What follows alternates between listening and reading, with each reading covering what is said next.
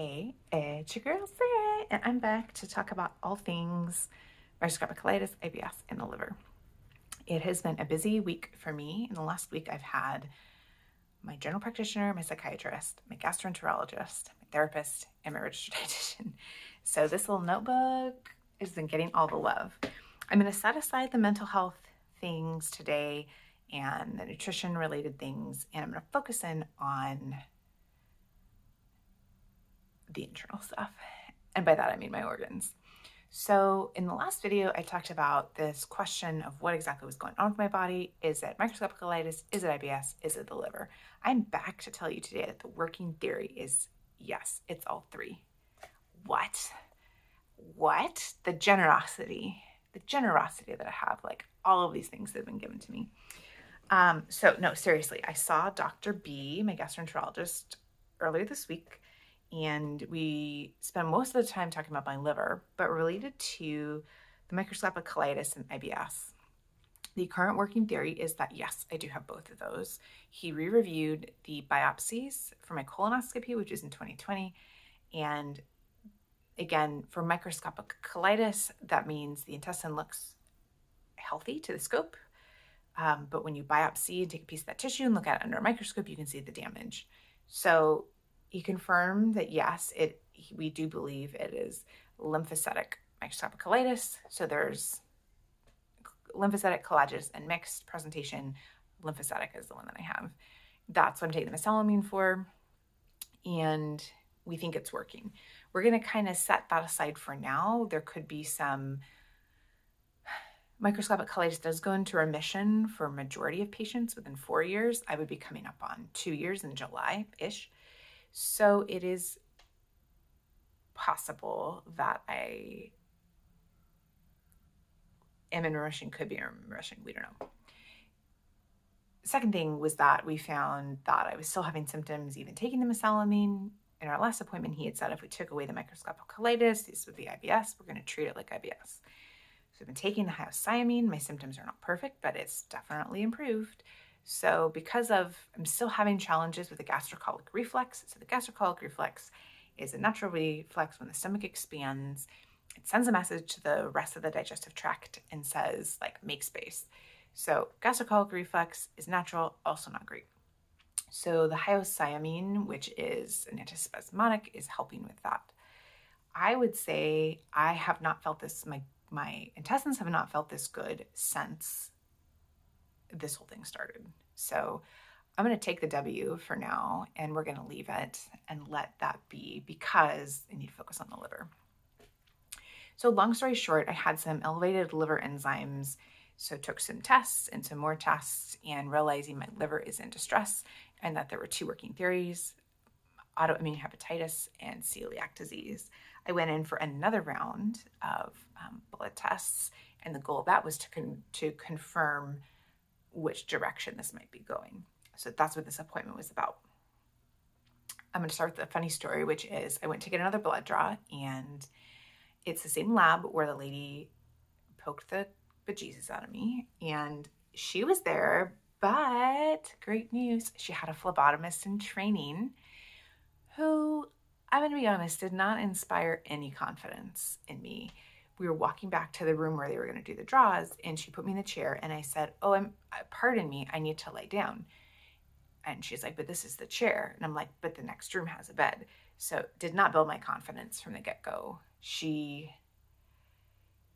I don't understand how phlebotomy works, obviously, but there's a big quality difference in people that do blood draws. This woman jabbed me and collapsed a vein. So the lady who couldn't get a draw before was the one who gave me a draw, and they gave me a heat pack, which I always say, I do better with blood draws with a heat pack. So again, advocate for yourself if you know it's going to help. It's like, help me, help you. So I did this blood draw almost 2 weeks. It was 13 days before my appointment. This was to recheck the liver enzymes, the actin antibody, and some additional celiac tests. Showed up to my gastro's office, got in the little room. I was very panicky. I was changing positions. So I went from sitting to standing, working on my breathing, because it just felt really frustrating. And the reason I was in this heightened state was that I hadn't got my lab results yet. And the story I was telling myself was, obviously you didn't get the lab results because they were terrible, and he wanted to break it to you in person. Dr. B comes in, super nice guy, sits down and says, well, what happened to the labs? And I said, what do you mean? And he said, but you didn't get the labs. And I said, oh, yes, I did. He said, when did you get them? And I mean, it's like he doesn't know me or something, because I had written it down, May 4th, 2:30 p.m. I knew exactly where it was. And I made a joke about the office, which if you'd visit this particular office, you would get the joke. And he laughed. And I do not think my gastroenterologist is a Christian. Does not matter, by the way. But he was talking to Jesus Christ during our appointment, and he was pissed. He was pissed that he did not have my laboratory results, because the whole point of this appointment was to look at the delta between the lab results, which would have been about 3 weeks apart. You probably wanted a little bit longer, but that's what it was. So we sat down and we started looking at it, and here is where we landed. And by we, I mean, I took notes and he said stuff. So he does not believe that it's celiac disease. The number that I had is very close to the normal range. He believes it could be a false positive. We don't know because we don't have the other results back, and I'll explain that in a minute. Also, the fact that I've been gluten-free, it's not that he didn't remember it, but he had just said this doesn't make sense. He did agree that if we're not getting answers, then he will do the upper endoscopy. So that's the procedure where you biopsy the small intestine, and that's how you would know you had celiac disease or not. Celiac is a comorbidity with other autoimmune disorders like microscopic colitis, so not totally out of the park. My dietitian still believes I have celiac disease. I think it's possibly because she has celiac disease, possibly because there are signs that say this, but as I've said before, I'm open to listening to all the opinions, but the first opinion that I listen to is, in this case, my gastroenterologist, because it's related to the gut, and my primary care physician concurred. Doctors like to concur. Okay, so that might be the case.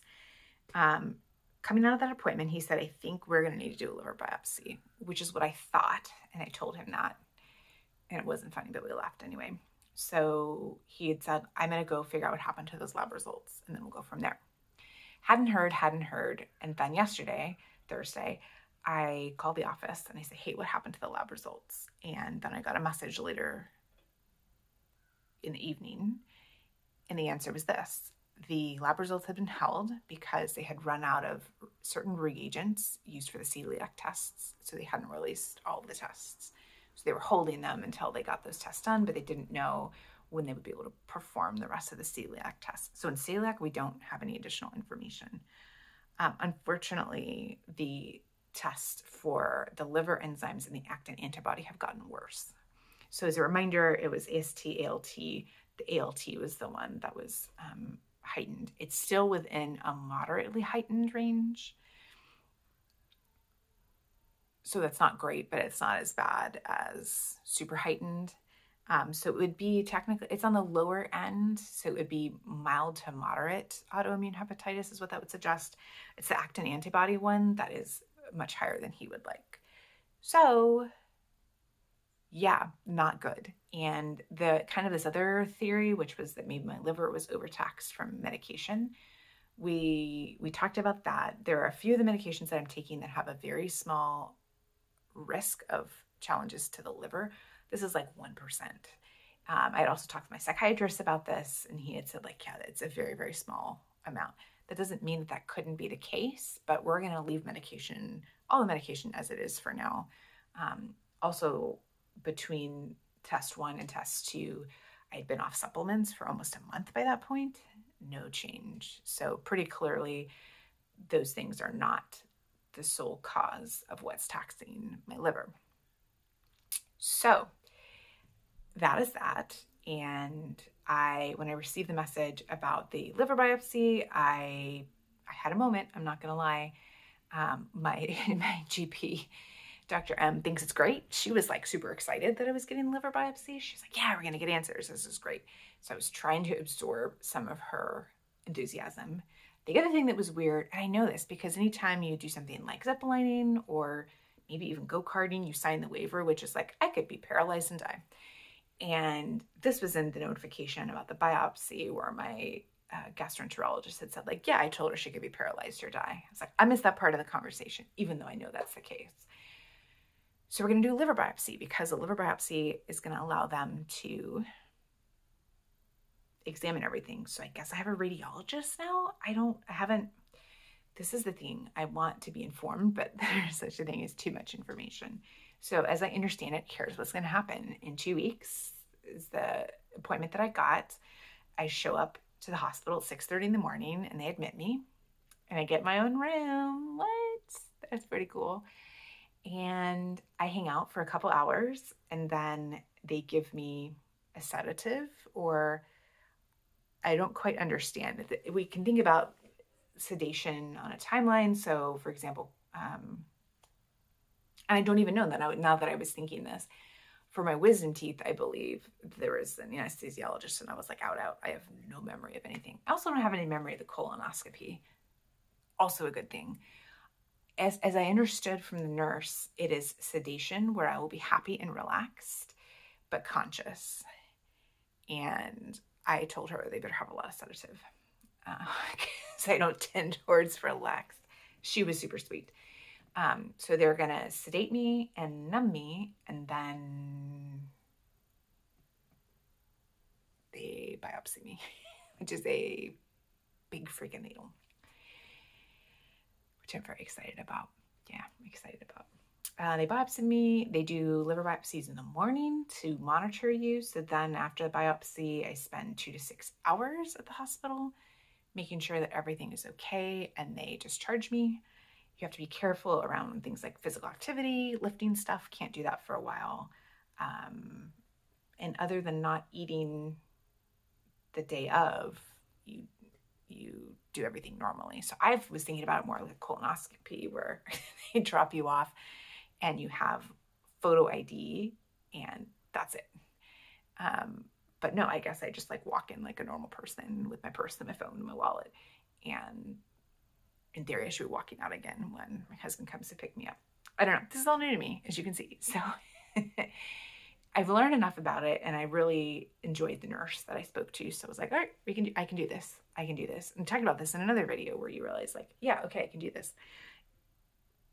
This will allow us to understand what exactly is going on. Although signs are pointing to autoimmune hepatitis. They don't know what causes autoimmune hepatitis. They don't know what causes autoimmune diseases in general. It's some combination of genetics and environment. It could be exposure to pathogens. It doesn't have to be. We don't know. We don't know. The good news is that autoimmune hepatitis, while it's relatively rare, there are known treatments for it. So it's generally it's pairing of steroids, and immunosuppressants. We already had the steroid discussion, which is, do you remember that? Do you remember that experience and how tough that was in my body? It does sound like to force or start the remission process, I will have to take steroids again. I'm not excited about that. And it's prednisone, by the way. It's not budesonide, it's prednisone. And prednisone is not even a first-pass metabolism steroid. Like, this is the tough one. And then immunosuppressants. So to suppress the immune system. That's the story. That's where I am. I have been stressed about it. I have been relieved. I've been sad. I've been disappointed. And this is like all the therapy that I'm doing, which is just like, yep, it's normal. Normal to be a little freaked. Normal to be excited that you're going to know what's going on. Normal to be bummed that this is not what you wanted to hear. It's all normal. It's all normal. The good news is I haven't had a lot of abdominal pain. I don't have jaundice and some of the other things. I am definitely more tired, so that has been tough. But given the amount of inflammation and that it's increasing, we would expect that I would be tired. So ironically, I've been sleeping really, really well. So small miracles. Let's be thankful for that. Thankful for the wins that we have. So yeah, this continues. Here we are, going strong. And I just like, thanks y'all for coming with me on the journey. And this was a fluke. It was a fluke, that just an intuition and then a fluke that we caught this. And thank God, because catching it now means it's early, it's mild to moderate, it's treatable. I will be able to hopefully get into remission and stay in remission and perhaps even go off medication. It does sound like long-term one does go on immunosuppressants. That does not excite me. We are in a pandemic still. Maybe it's going to start again. I don't know. So I have to think about what that means for my risk level. But yeah, that's that. So thanks y'all for following along the journey. It is May, which is Mental Health Month, so I've got some more videos on mental health coming up, but I hope to come back to you in early June and we'll know what is going on with my beautiful liver and know that it's getting the support that it needs. All right, nice seeing y'all. Bye.